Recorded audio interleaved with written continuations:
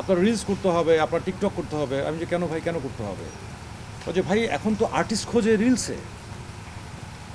রিলসে যদি আপনি অ্যাবসেন্ট থাকেন, অনুপস্থিত থাকেন, আপনাকে তো অ্যাক্টর হিসেবে গুনবে না। আপনি যদি টিকটক না করেন আপনাকে তো অ্যাক্টর হিসেবে কাউন্ট করবে না। সো ন্যাচারালি আমার টিকটক নেই, আমি রিলসে ওইভাবে প্রচুর কন্টেন্ট করি না, বা যেরকম দর্শক পছন্দ করে সেই ধরনের কোনো কিছু আমি দেই না। তো সে কারণেই যথারীতি আমাকে খুব বেশি খুঁজে পায় না।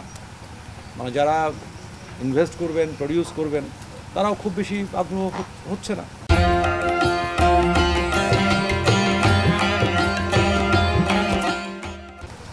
সো আমি যদি রিলসে ব্যস্ত থাকি, আমি যদি টিকটকে ব্যস্ত থাকি, তাহলে আমারও আবার সেই ডিমান্ডটা হয়ে যাবে। তো এখনকার শিল্পীরা এত বেশি ট্যালেন্টেড, বিশেষ করে যারা টিকটক করে, টিকটকে এত অল্প সময় এত দ্রুত এক্সপ্রেশন চেঞ্জ করতে হয়, তারা ভীষণ মেধাবী, এই বিষয়ে কোনো সন্দেহ নেই।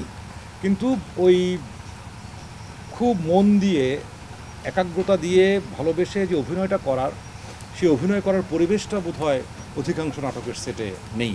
টিকটক বা রিলসে খুব বেশি জনপ্রিয় হয়ে গেলে তাকে নাটকে নিয়ে আসতে এতে কোনো অসুবিধা নেই। মানে থিয়েটার করেই বা একটা প্রক্রিয়ার মধ্য দিয়েই যে অভিনয় আসতে হবে এমন কোনো কথা নেই।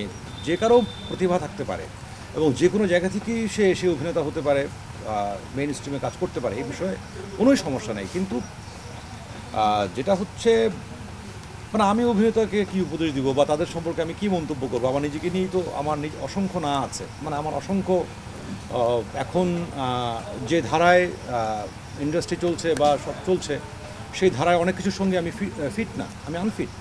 তো আমি অন্য সম্পর্কে আমি কী বলবো? আমি তো নিজেকেই আনফিট বলছি। তো খুব সিম্পল, আমরা সবাই জানি যে না চাইতেই যা পাওয়া যায় তার যা মূল্য, আর অনেক সাধনার পর একটা জিনিস পাওয়া, সেটার যে মূল্য এক না তো। মানে আমি অসংখ্য সাধনার পর যে জিনিসটা আমি অর্জন করলাম, সেটি যে মূল্য থাকবে আমার কাছে, আর সেটি আর তার চেয়ে আমি না চাইতেই পেয়ে গেলাম, সেটির মূল্য আমার কাছে তত থাকবে না।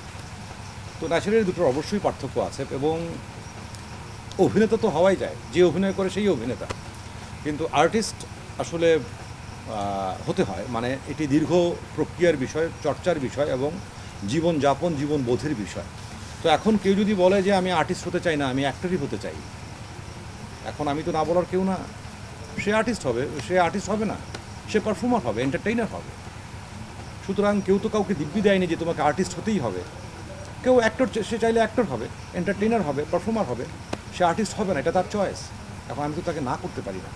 এখন সবসময় এই ধারাটা আছে, জনপ্রিয় ধারা বা সে শিল্প মান বা বোধ বা জীবনযাপন, সেটা ধারা, এখন দুটো ধারাই সবসময় চলমান। যার যেটা পছন্দ সে সেটা করবে।